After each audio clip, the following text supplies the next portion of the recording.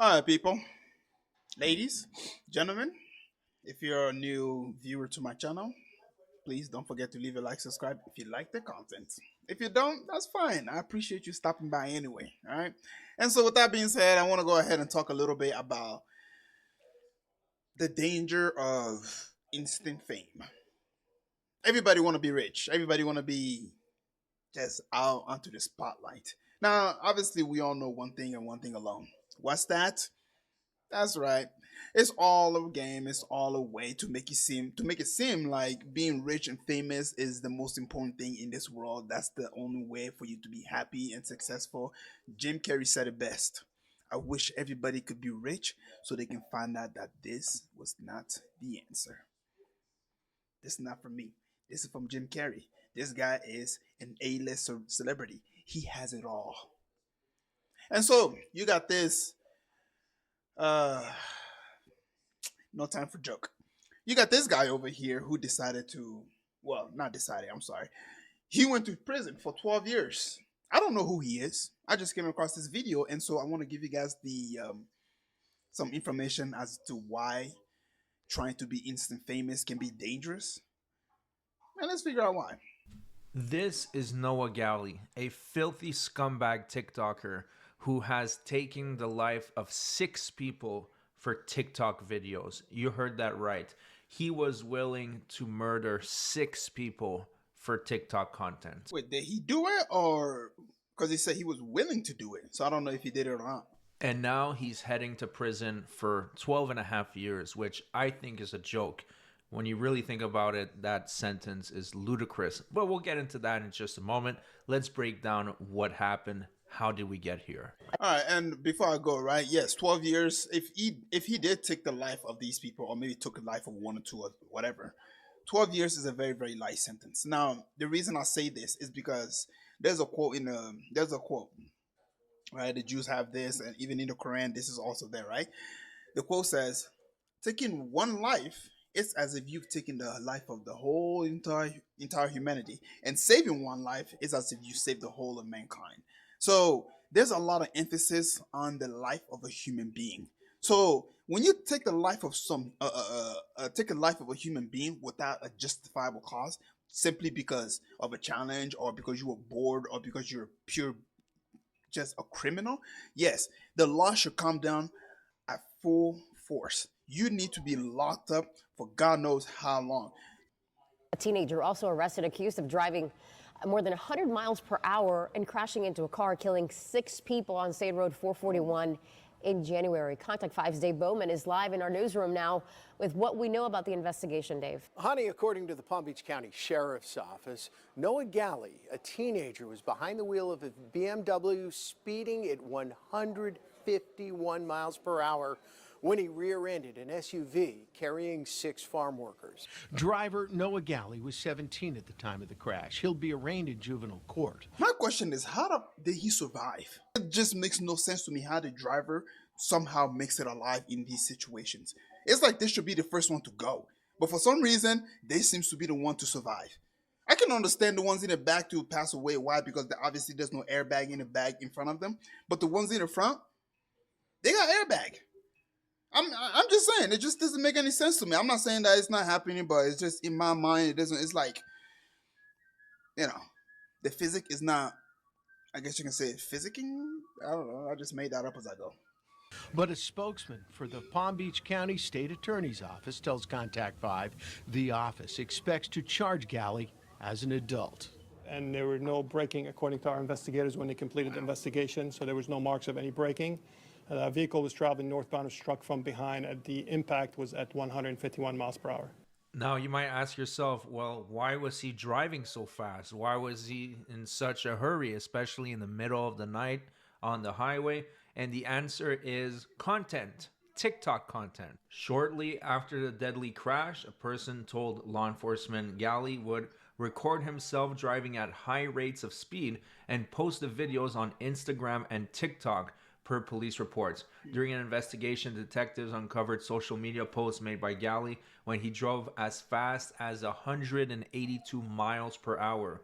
One video was captioned, Whoever can guess the speed correctly wins $25 on Cash App. And he reportedly paid more than $100,000 in cash for the BMW M5.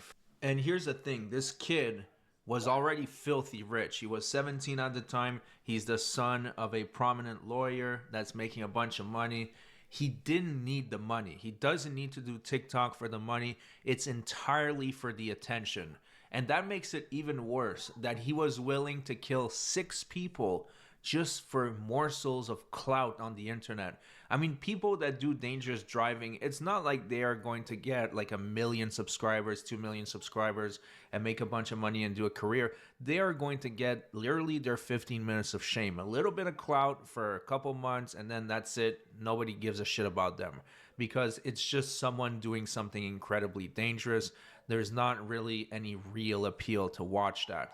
And what I find really ridiculous is the sentence. He was sentenced to 12 years and 180 days in prison. And that means for each life that he took, the life is roughly valued at 2 years and 1 month. This is how they are valuing these victims. Absolutely outrageous. And this is a prime example of how the system is rigged. Like he said, this kid, his parent is loaded. So he was able to pretty much hire a really good lawyer that can bring down the sentence as much as possible. Somehow it has to come down. I'm just surprised that they didn't give him probation, because there are situations where a rich kid decided to do something very, very stupid and got other people involved in it. But because they have so much money that they can just throw at the lawyer and throw at the judge, they decided to give these rich people, you guessed it, a simple probation, a slap on the wrist saying don't do it again. It's so stupid how the justice system is so unfair to the poor and so fair to, not even fair to the rich. It's just, it puts the rich above a pedestal in which it seems like they can get away with anything and everything that they can possibly do. That's why the rich are so, I guess you can say, untouchable, because a normal person like you and I can't simply go to the rich and sue them, because they will make you go broke. You have to hire a lawyer. You have to go through all this loop to be able to hire a lawyer to sue this judge, this rich person. And all they gotta do is be like, "Hey, I own the court. I have a good lawyer. You have no way of winning."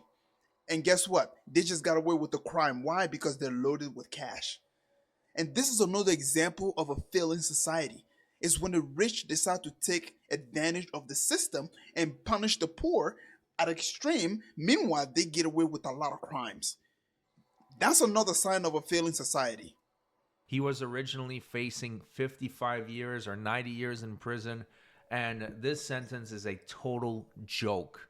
I mean, a travesty of justice. You have killed 6 people for content, and you're only getting 12 years. And on top of that, after 85% of that, he'll get released. So he might do 10 years. Completely ridiculous. On top of that, he will also be on probation for 7 years, and he will get his license suspended for 3 years.